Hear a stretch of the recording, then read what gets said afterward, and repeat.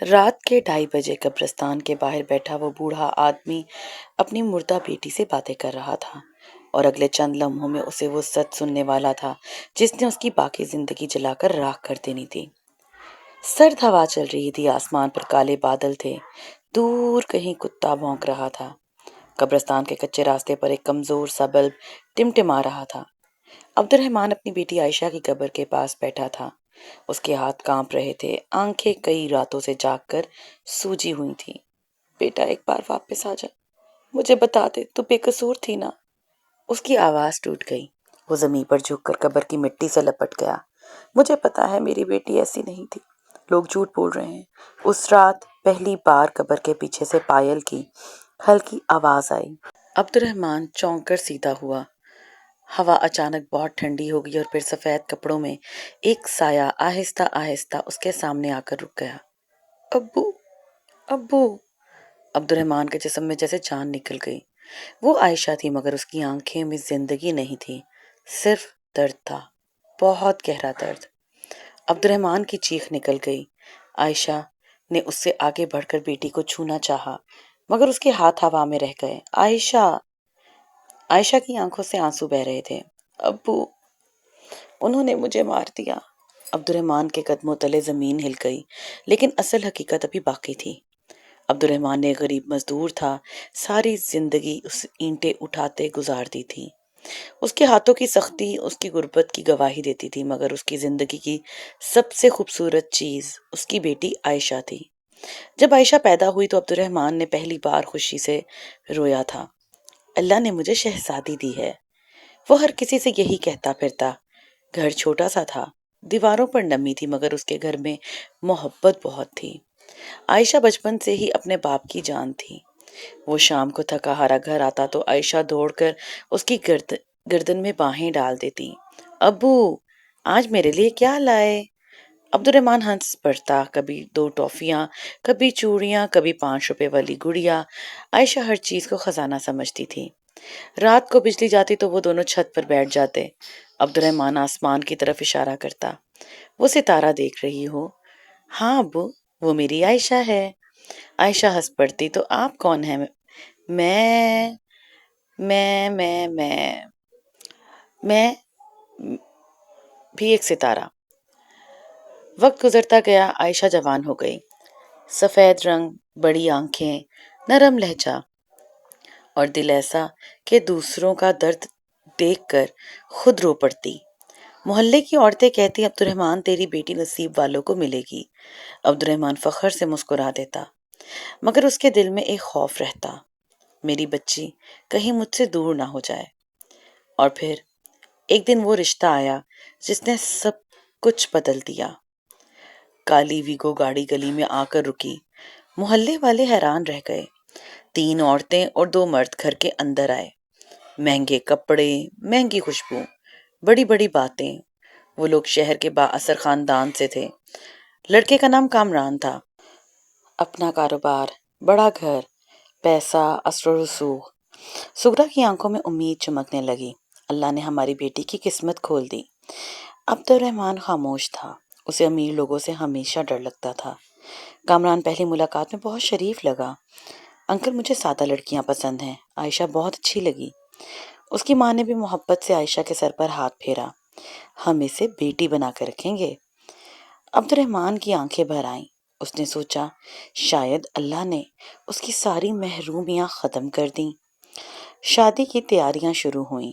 عبد الرحمن نے قرض لیا، اپنی مرحوم ماں کے کانوں کے جھمکے بیچ دیے، رات بھر مزدوری کی، صرف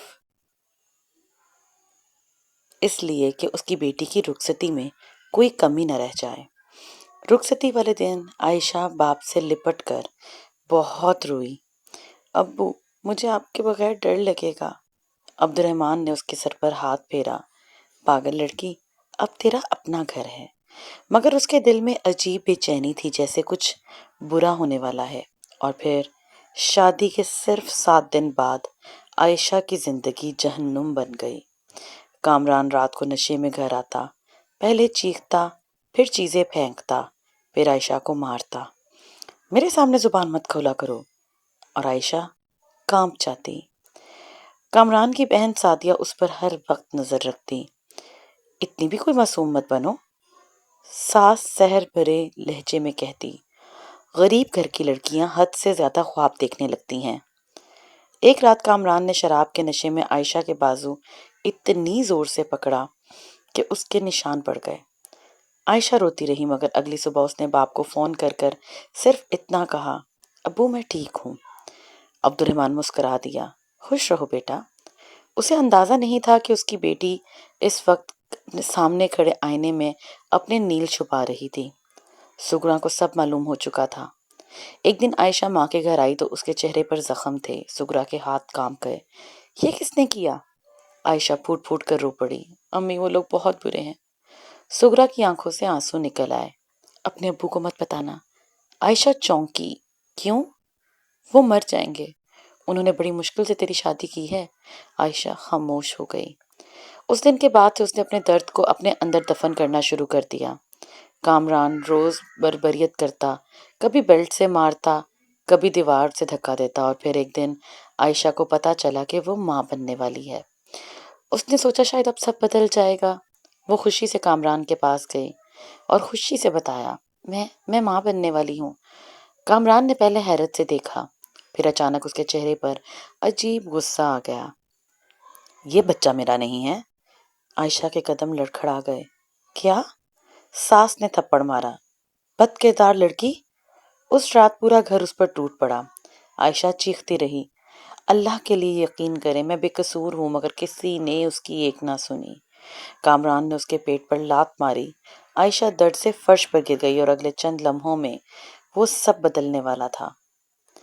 بارش ہو رہی تھی، رات بہت خاموش تھی۔ اچانک عبد الرحمن کے دروازے پر زور زور سے دستک ہوئی۔ وہ گھبرا کر باہر نکلا۔ سامنے کامران کھڑا تھا۔ آپ کی بیٹی نے خودکشی کر لی؟ عبد الرحمن کا دل رک گیا۔ نہیں نہیں، وہ دیوانوں کی طرح ہسپتال پہنچا۔ سفید چادر کے نیچے اس کی عائشہ پڑی تھی، چہرہ نیلا پڑا ہوا، ہونٹ پھٹے ہوئے، کلائیوں پر زخم۔ عبد الرحمن چیخ مار کر رو پڑا، میری بچی! مگر اس کے بعد جو ہوا کسی نے سوچا بھی نہ تھا۔ کامران کے گھر والوں نے پولیس کے سامنے بیان دیا تھا کہ یہ کسی اور سے تعلق رکھتی تھی، اس کے پیٹ میں ناجائز بچہ تھا۔ شرم کے مارے اس نے خودکشی کر لی۔ عبد الرحمن کے کانوں میں جیسے آگ بھڑک گئی۔ جھوٹ! میری بیٹی ایسی نہیں تھی۔ مگر پولیس والوں نے اس کی بات سننے کی بجائے اسے خاموش کرا دیا، کیونکہ کامران کے خاندان کا اثر بہت بڑا تھا۔ عبد الرحمن ہر دروازے پر گیا، مگر اسے کسی کی نہ سنی۔ میری بیٹی کا قتل ہوا ہے، مگر ہر جگہ خاموشی ملی۔ سغرا دن رات روتی رہتی۔ عبد الرحمن کی حالت خراب ہونے لگی۔ وہ رات کو سوتے ہوئے اچانک چیخ اٹھتا، کبھی دیواروں سے باتیں کرتا، کبھی عائشہ کے کپڑے سینے سے لگا کر بیٹھ جاتا۔ لوگ کہنے لگے بوڑھا پاگل ہو گیا ہے۔ اور پھر ایک رات، وہی رات جس نے اس کی زندگی بدل دی، قبرستان میں عائشہ کی روح اس کے سامنے کھڑی تھی۔ ابو، انہوں نے مجھے بہت مارا، بہت مارا۔ عبد الرحمن کے آنسو رک نہیں رہے تھے۔ عائشہ کی آواز لرز رہی تھی، میں ہر رات آپ کو فون کرنا چاہتی تھی، مگر امی روک دیتی تھیں۔ عبد الرحمن نے سر پکڑ لیا، میں تمہیں بچا کیوں نہیں سکا؟ عائشہ روتی رہی، انہوں نے میرے بچے کو بھی مار دیا ابو۔ عبد الرحمن کی روح کانپ گئی۔ کامران، اس کی ماں، سعدیہ، سب شامل تھے۔ ہوا تیز ہو گئی، درخت ہلنے لگے۔ عائشہ کی آواز بدلنے لگی، میں انہیں نہیں چھوڑوں گی، نہیں۔ عبد الرحمن نے فوراً سر اٹھایا، نہیں بیٹا، انہوں نے ظلم کیا ہے، مگر تو اپنے دامن پہ یہ خون مت لگا۔ عائشہ خاموش ہو گئی، اور پھر انصاف کون کرے گا ابو؟ عبد الرحمن کے پاس جواب نہیں تھا۔ اس رات کے بعد کامران کے گھر میں عجیب واقعات شروع ہو گئے۔ رات کو کسی عورت کے رونے کی آواز آتی، کبھی بچے کے رونے کی، کبھی بند کمرے میں پائل بجتی۔ کامران کی ماں نے ایک رات سیڑھیوں پر سفید کپڑوں میں عائشہ کو دیکھا۔ وہ چیختی ہوئی نیچے گر گئی۔ اس کے بعد وہ ہر وقت قرآن پکڑ کر بیٹھتی، مگر خوف بڑھتا گیا۔ سعدیہ نے ایک رات آئینے میں دیکھا تو اس کے پیچھے عائشہ کھڑی تھی، نیلی آنکھیں، خون آلودہ کپڑے اور ہاتھ میں ٹوٹی چوڑیاں۔ سعدیہ کی چیخ نکل گئی۔ اگلی صبح وہ کمرے میں مردہ ملی، اس کے چہرے پر خوف جمع ہوا تھا۔ گھر میں کہرام مچ گیا۔ کامران نے خود کو شراب میں ڈبونا شروع کر دیا، مگر ہر رات اسے کوئی نہ کوئی ضرور نظر آتا۔ کبھی باتھ روم کے آئینے میں، کبھی بیڈ کے نیچے، کبھی اندھیرے کمرے میں۔ کامران، کامران، وہ کانپ جاتا اور چیختا، مجھے چھوڑ دو، مجھے چھوڑ دو، مگر آواز قریب آتی جاتی، تم نے میرے بچے کو مارا تھا۔ ایک رات کامران کے والد نے اپنے کمرے کا دروازہ بند کر لیا۔ اچانک لائٹ چلی گئی۔ اندھیرے میں کسی نے اس کے کان کے قریب سرگوشی کی، اب درد کی باری تمہاری ہے۔ اس کی چیخ پورے کمرے میں گونج گئی۔ گھر میں کوئی اکیلا نہ رہتا تھا، ہر وقت قرآن کی آواز چلتی، مگر خوف ختم ہی نہیں ہوتا تھا۔ کامران کئی کئی راتیں جاگتا رہتا۔ ایک رات اس نے دیکھا کہ اس کے بستر پر خون پھیلا ہوا ہے، درمیان میں ایک چھوٹا سا مردہ بچہ پڑا ہے۔ کامران پاگلوں کی طرح چیخا اور پھر اس نے عائشہ کو دیکھا، وہ دروازے پر کھڑی تھی۔ اب میرا درد سمجھ آیا؟ کامران گھٹنوں کے بل گر گیا۔ مجھے معاف کر دو، مجھے معاف کر دو، میں نے تم سے بہت غلط کیا۔ کامران رونے لگا۔ تم سے ہی غلطی ہو گئی۔ عائشہ کی آواز سرد تھی۔ غلطی نہیں، ظلم۔ اس رات کے بعد کامران نے شراب چھوڑ دی، مگر سکون پھر بھی نہ ملا۔ وہ ہر وقت ڈرتا رہتا۔ آخر ایک دن وہ سیدھا پولیس اسٹیشن پہنچ گیا۔ اس کے کپڑے بکھرے ہوئے تھے، آنکھیں خوف سے سرخ تھیں۔ میں اعتراف کرنا چاہتا ہوں، میں اعتراف کرنا چاہتا ہوں۔ پولیس والے حیران رہ گئے۔ کامران پھوٹ پھوٹ کر رو پڑا۔ ہم نے عائشہ کو مارا تھا، ہاں ہم نے۔ میں نے اس کے پیٹ پر لات مار دی، میری ماں نے اس کا گلا دبایا، ہم سب نے مل کر اس کا قتل کیا۔ پولیس اسٹیشن میں خاموشی چھا گئی۔ سعدیہ کا شوہر بھی آگے آیا۔ ہم سب جانتے تھے۔ پورا شہر ہل گیا۔ ٹی وی چینلز پر خبر چلنے لگی۔ عبد الرحمن خاموش بیٹھا سب دیکھ رہا تھا۔ اس کی آنکھوں سے آنسو بہہ رہے تھے، مگر پہلی بار ان آنسوؤں میں سکون بھی تھا۔ اس رات وہ دوبارہ عائشہ کی قبر پر گیا۔ ہوا پہلی جیسی سرد تھی، مگر آج خوف نہیں تھا، صرف خاموشی تھی۔ بیٹا انصاف ہو گیا؟ چند لمحے بعد اسے وہی پائل سنائی دی۔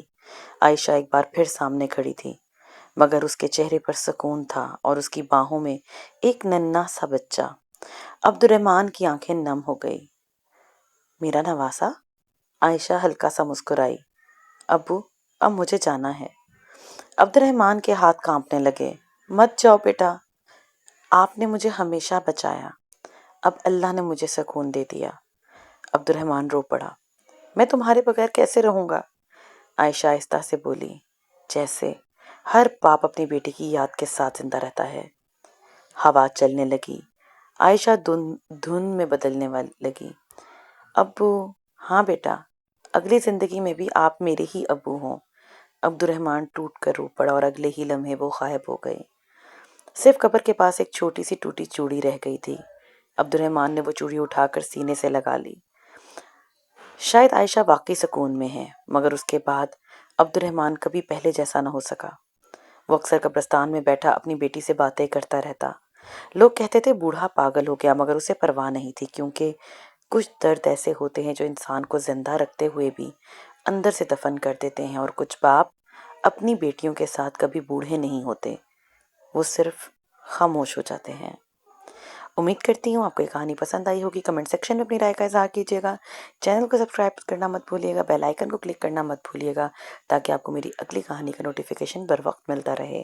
بہت جلد ملتے ہیں ایک نئے ٹاپک کے ساتھ، تب تک کے لیے مجھے دیں اجازت۔ اللہ حافظ۔